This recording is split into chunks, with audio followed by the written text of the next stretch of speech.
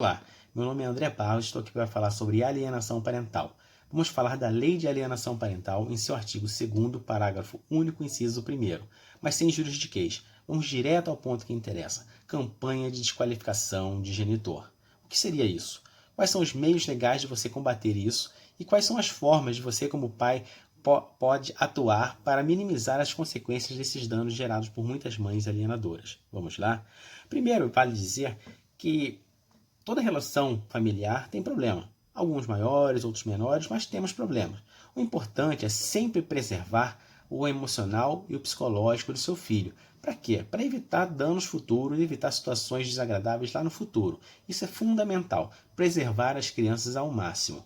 Independente se a relação amorosa do pai e da mãe, do marido ou da mulher, melhor dizendo, não deu certo, preservar a imagem do pai e da mãe é fundamental para o desenvolvimento intelectual da criança.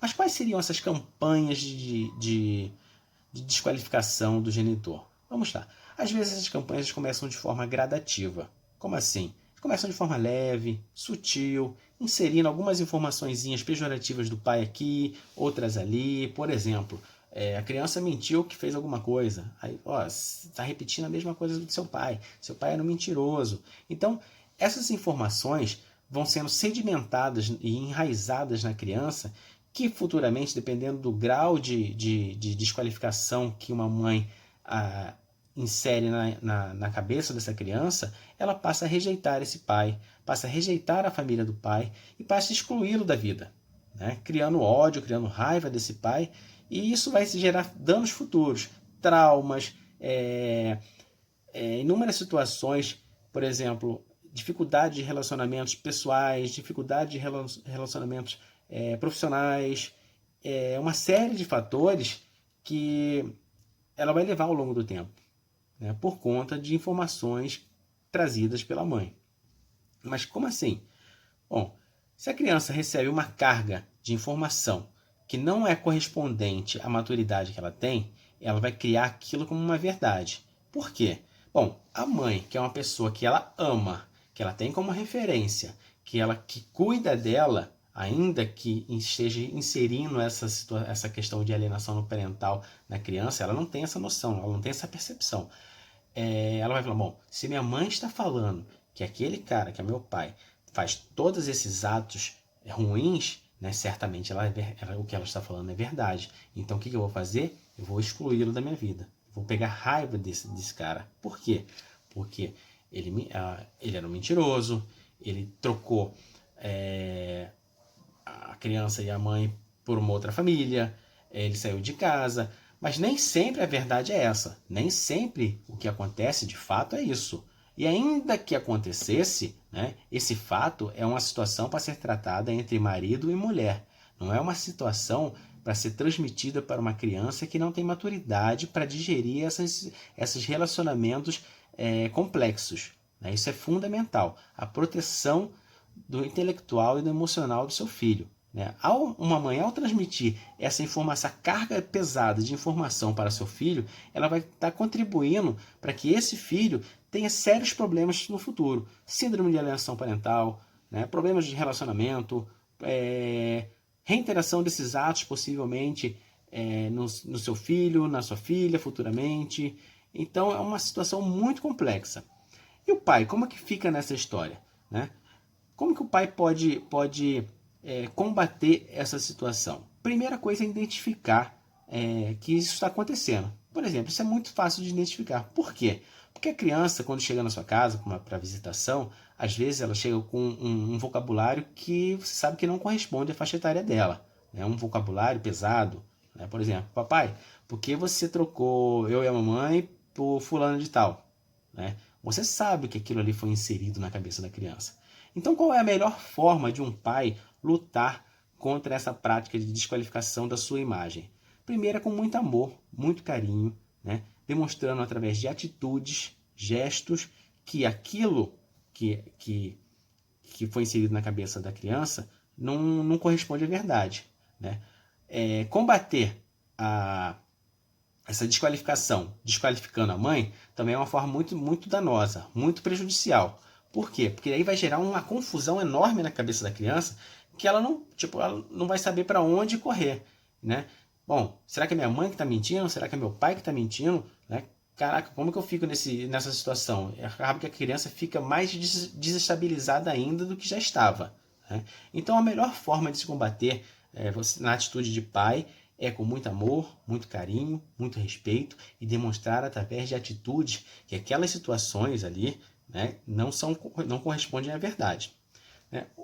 Bom, ok, mas em sendo ultrapassado isso, em sendo essa questão de desqualificação de forma mais grave, né, os métodos adotados são você fazer um registro, né, desses atos, dessas menções que a criança falou, desses relatos, né? Por exemplo, a mãe falou que você é um mentiroso.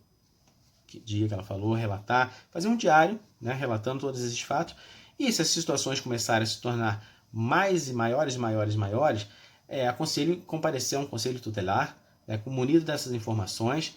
Por quê? Porque o conselho tutelar ele vai adotar algumas posturas necessárias para a verificação do bem-estar dessa criança naquele lar materno, né?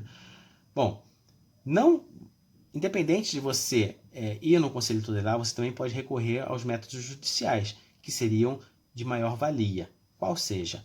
Primeiramente, eu acho que todo pai eu acho que deveria ter, já em todo o seu acordo judicial, ser a guarda compartilhada, né? Às vezes há confusão entre divórcio, essas coisas todas, mas eu acho que todo pai deve buscar sempre a guarda compartilhada. A guarda compartilhada, ela diminui muito a situação de alienação parental. Por quê? Porque a criança passa a ter maior convivência com os dois lados, certo?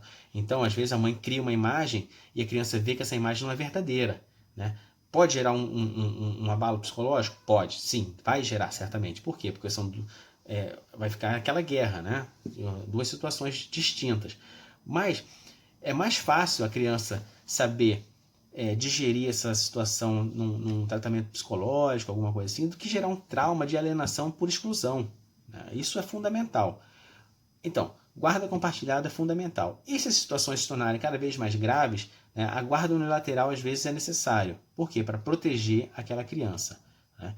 Mas a mãe não quer ceder, a mãe chega na hora do juiz, fala que é coitadinha, que não é isso, que é aquilo, que é aquilo, que é outro, não sei o que, não sei o que, não sei o que lá. Enfim, o juiz não é leigo, o juiz não é bobo, né? O juiz vai adotar algumas medidas legais, perícia psicológica na criança, análise de assistente social na casa do pai, na casa da mãe, enfim, uma série de fatores que vão levar ao entendimento que aquela criança deva ficar com o pai ou com a mãe, certo? Então, vamos lá, vamos sempre pensar da seguinte forma: proteção do emocional e do intelectual daquela criança, em primeiro lugar. Evitar combater a alienação parental com a alienação parental. Evitar criar uma imagem negativa da mãe ou do pai, né? Você não combate o mal com o mal, você combate o mal com o bem, você combate o mal com amor, você combate o mal com carinho, com atenção, com atitude. São essas formas mais eficazes no combate à alienação parental. O amor combate todos esses maus. E essas campanhas de desqualificação às vezes não se restringe, né, a genitor e genitora, né? Às vezes é o responsável legal, às vezes são os avós, são a desqualificação de todos os membros da família do pai, da mãe. Então, você como pai, você como mãe, deve sempre ficar muito atento ao que a sua criança fala, ao que o seu filho fala, ao que o seu filho transmite, seja para amiguinho, seja para parente, seja para pessoas próximas de você. Peça sempre para eles terem atenção e relatar algumas situações que fogem da normalidade, né? Alguns diálogos que fogem da normalidade, alguns termos, algum vocabulário que foge daquele vocabulário usual de uma criança. Isso é fundamental, certo? Espero que vocês tenham gostado, né? Nós estamos trabalhando com conteúdo, vamos começar a trabalhar com conteúdo mais informativo. E se você gostou, deixa um likezinho aí, deixa um joinha, transmita isso para os seus amigos, Sempre alguém sofre desse mal, sempre tem algum conhecido que tem esse problema na família. Então, compartilhe meu canal, por favor, que é um canal de ajuda para todo mundo. Eu sofri muito com alienação parental durante 10 anos. Às vezes ainda dão umas vaciladas, mas a gente já sabe como lidar, já sabe como tratar.